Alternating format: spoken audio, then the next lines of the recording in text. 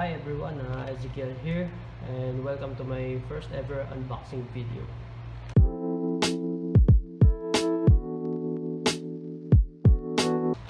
So right now meron akong package dito na in-order ko sa Shopee na gagamitin ko for motovlog.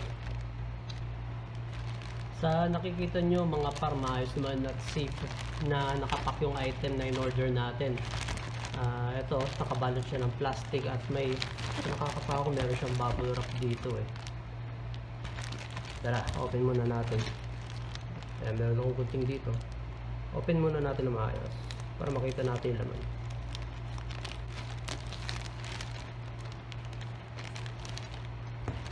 So, ayun nga, meron siyang plastic, naka bubble wrap. Ayan. So, meron siyang receipt mula doon sa pinag-orderan ko na shop. So ayan, sabi muna natin to. Then meron silang discount brochure. Yan. So ito yung unit mga par. Nakikita nyo naka-wrap pa siya ng bubble wrap. Sobrang safe na safe. Open na rin natin to. So ito na nga guys, ito na yung SJCAM SJ4000 Air. Yan, so sa in-order ako meron siyang kasamang micro SD which is 16GB lang. So not bad na rin kasi free lang naman siya. Tanggalin na rin natin yung plastic nito. So dito muna tayo sa box mga par. Sa harapan ng box makikita natin ang ilang specification. Meron siyang 4K which is kaya niyang kumuha ng 30 frames per second. Meron din siyang Wi-Fi at saka 30 meters water resistant na kahit mag-submerge, ayun, pwede siyang mag-submerge ng up to 30 meters.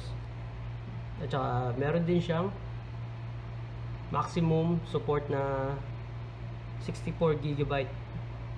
Yun yung maximum niya na kaya niyang i-handle. So dito naman tayo sa gilid. Makikita natin dito sa gilid yung ilang accessories na included dito sa loob ng box. Ayan. So dito naman sa likod mga par, makikita naman natin yung ibang specification nitong in-order natin na SJCAM4000 Air, no? So, meron siyang iba't ibang translation.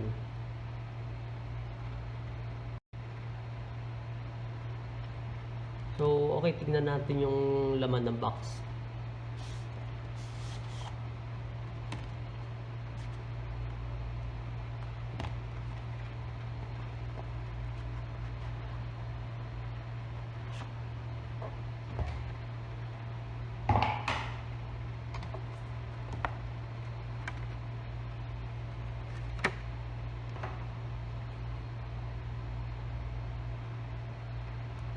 So, ito yung unit para katulad pa rin ng dati pag si SJCAM ang gumawa ng action cam.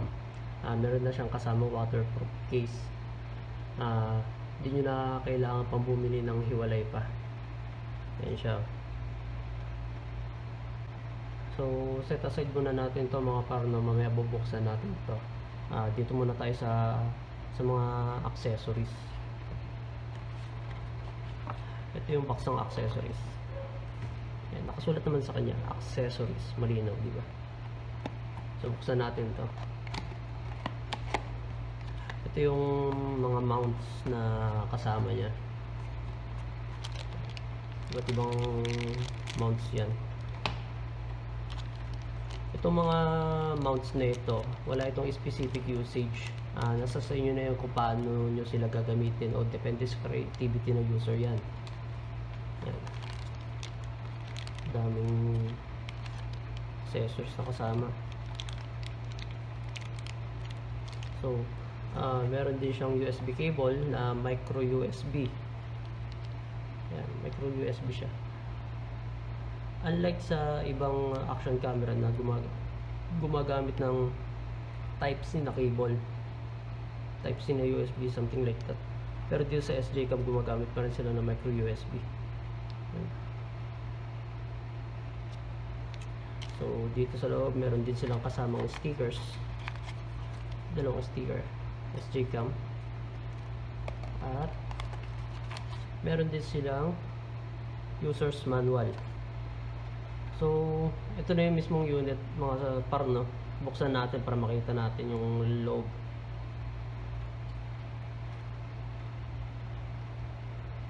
So mga par, ito na yung SJ4000 Air with minimal features, no? Kahit minimal lang yung features niya, meron pa rin siyang 4K resolution capability, kaya sulit pa rin. Meron siyang button sa gilid, ito yung gilid, ito yung wifi button, tapos ito yung sa ibaba naman yung button para sa quick setting. Tapos mayroon siyang speaker. Sa harapan meron din siyang, ito yung power button, kaya yung icon, power icon. Tapos sa ibaba meron, ito yung battery niya. Tara, buksan natin yung battery. So dito sa battery, ingat lang kayo dito sa takip kasi once na malaglag nyo to o mawala, finish na. Wala na, finish na. Wala na. So yun siya. Hindi kasi tulad ng iba na action cam na meron siyang goma na mag-hold sa kanya dito sa place na ito para hindi siya matanggal dun sa mismo body.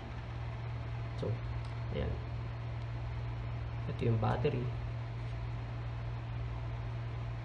So yung battery niya ay merong 900 milliamperes lang.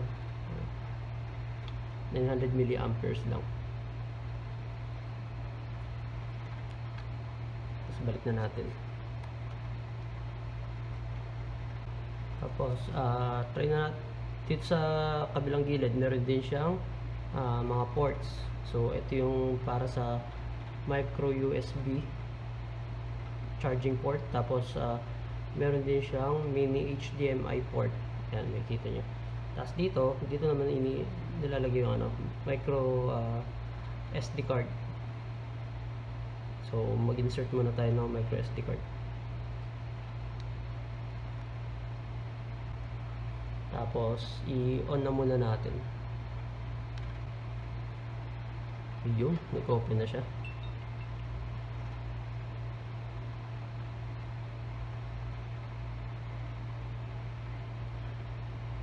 So dito, pag naka-insert na yung SD card, kailangan muna natin siyang i-format.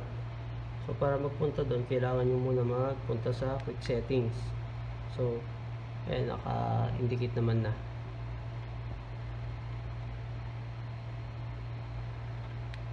Ayan, tapos confirm lang natin. Okay.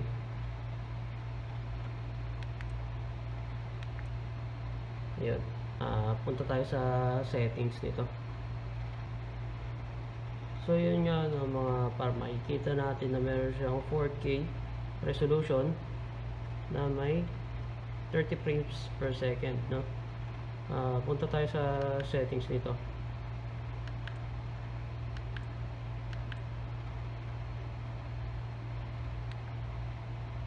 Ayan. So nakikita ba? Ayan, sa video resolution meron siyang 4K resolution with 30 frames per second. Tingnan natin kung hanggang saan pa to, kung ano pa yung meron siya. So yun, meron siyang 1080p 60 frames per second, tapos meron din siyang 1080p 30 frames per second, and 720 120, tapos 720 60 frames per second, tsaka 70p 30 frames per second, tsaka meron din siyang 2K 30 frames per second. Tapos yun na nga yung 4K with 30 frames per second. Back tayo, no? So mas prefer ko dito yung lang 1080p 60 frames per second. Tapos recording sound, syempre kung magre-record ka, lagyan natin yan. Time-lapse close loop recording, yan. Lagyan natin back na tayo dyan sa stay na lang tayo dyan sa 3 minutes loop recording. Slow motion niya, meron siyang 60 frames per second, no? Tapos punta tayo sa photo resolution. Sa photo resolution, meron siyang hanggang 60. Kita ba? 16 megapixel, no? Sa pinakababa. Ayan, set natin yan dyan para makita natin. Time, auto, drama shot. Ayan. Sa iba pang settings, meron siyang exposure, white balance, image rotation, driving mode kung gusto mo siyang gamitin as dashcam. So yan pa yung Wi-Fi.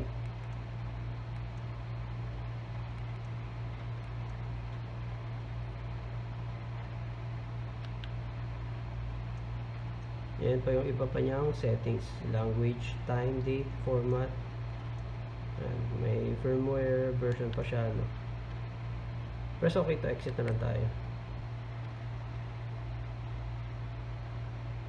Okay, so yun yung quick tour natin for this SJ4000 Air.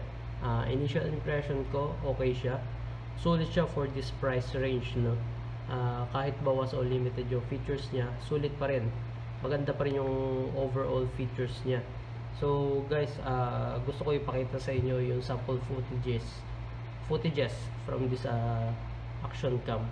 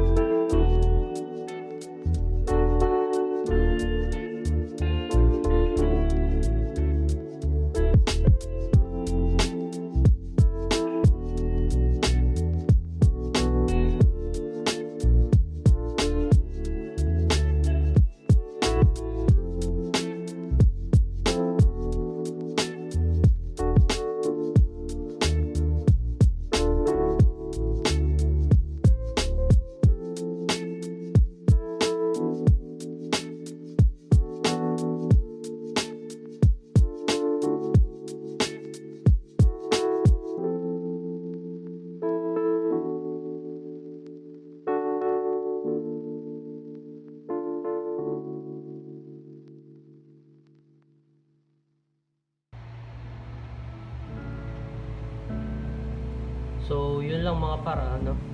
Maraming salamat sa panonood ninyo. Kung gusto nyo mabili itong SJ4000 Air, ilalagay ko sa description yung link kung saan ko siya nabili. And don't forget to like, share, and subscribe sa ating YouTube channel for more videos.